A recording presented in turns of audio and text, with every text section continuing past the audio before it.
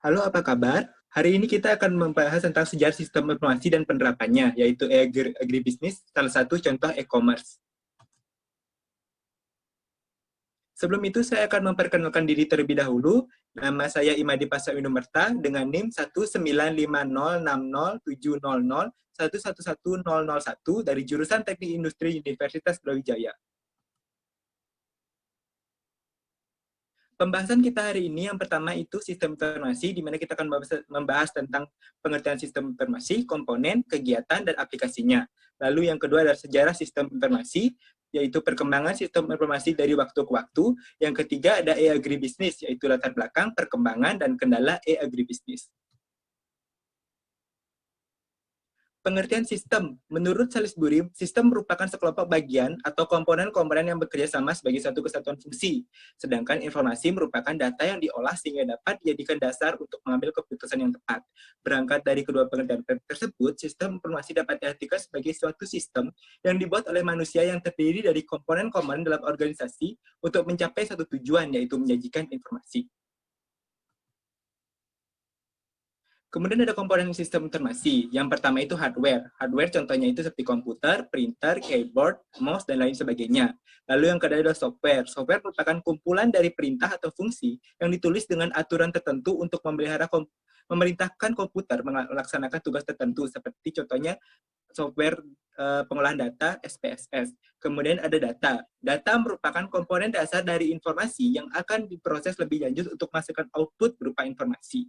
Lalu yang keempat adalah prosedur. Prosedur merupakan dokumentasi prosedur atau proses sistem, buku penuntun operasional atau aplikasi, dan teknis. Lalu ada yang terakhir ada manusia, yaitu yang terlibat dalam sistem informasi. Contohnya itu seperti operator dan pemimpin sistem informasi.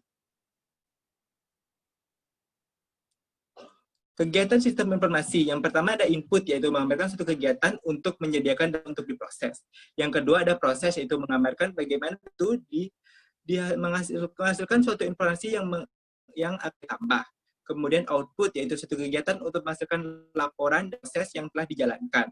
Kemudian ada penyimpanan, yaitu satu kegiatan untuk menyimpan dan juga memelihara data yang sudah didapatkan atau diproses. Dan yang terakhir adalah kontrol, yaitu suatu aktivitas untuk menjamin bahwa sistem tersebut berjalan sesuai apa yang kita harapkan.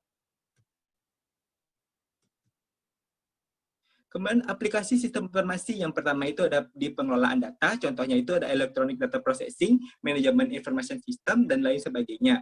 Lalu yang kedua ada pengambilan keputusan, contohnya itu ada artificial intelligence, kemudian decision support system, dan lain sebagainya. Kemudian yang ketiga ada sistem terintegrasi, contohnya itu e-commerce, kemudian electronic procurement, kemudian ada computer integrated manufacturing, dan yang lainnya itu bisa dilihat pada layar.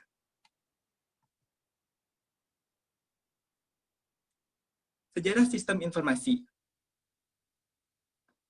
Pada tahun 1950 sampai awal 1960-an, pengelolaan data menggunakan pita magnetik dan kartu berlubang punch card untuk digunakan sebagai input. Pada akhir 1960 sampai 1970-an, hard disk memungkinkan akses langsung ke network data model dan hierarchical data banyak dipergunakan.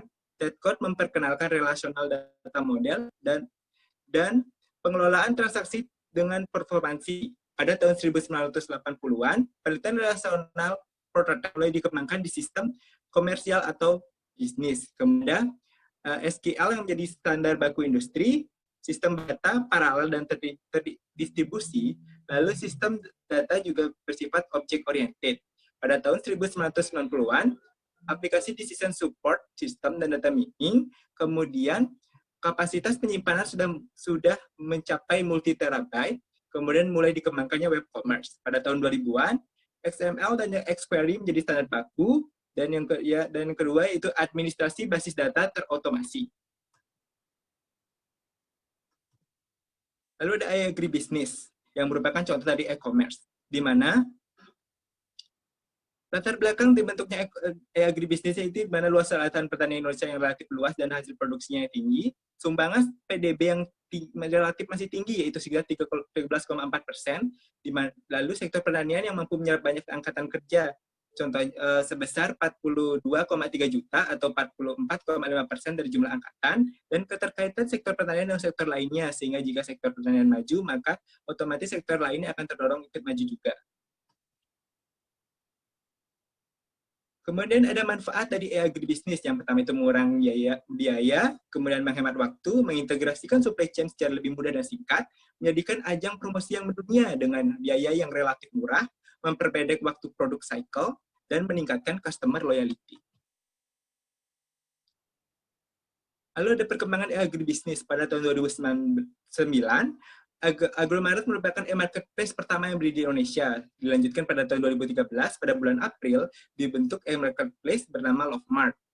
Lalu pada tahun 2015, 5 Kilo berdiri pada bulan November 2015.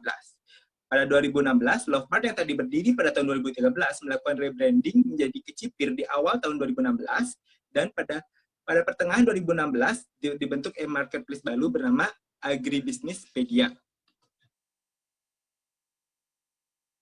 Mekanisme agribisnis terdiri dari tiga komponen, yaitu produsen, media, dan konsumen. Produsen menawarkan produknya melalui internet, di mana peran penampilan, kelengkapan, informasi, dan harga produk sangatlah penting. Lalu media mengolah semua informasi yang diberikan konsumen produsen semenarik mungkin, yang di mana akan dilengkapi dengan informasi yang bersifat persuasif, di mana di sini diperlukan ahli komputasi agar media dari agribisnis ini menjadi optimal.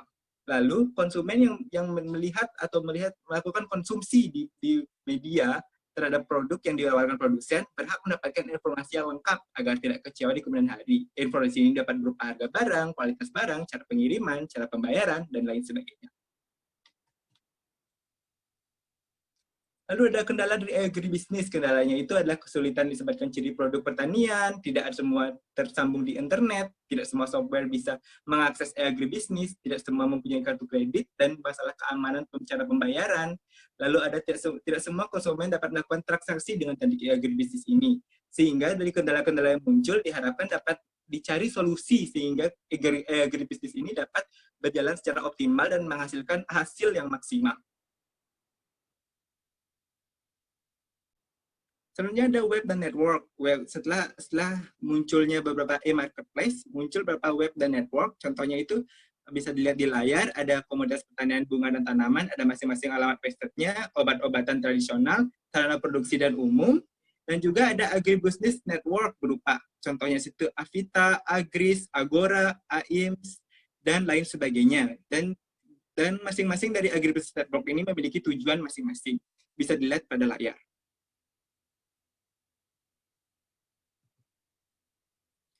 Sekian presentasi dari saya. Semoga ilmu yang saya berikan dapat bermanfaat bagi kita semua. See you again.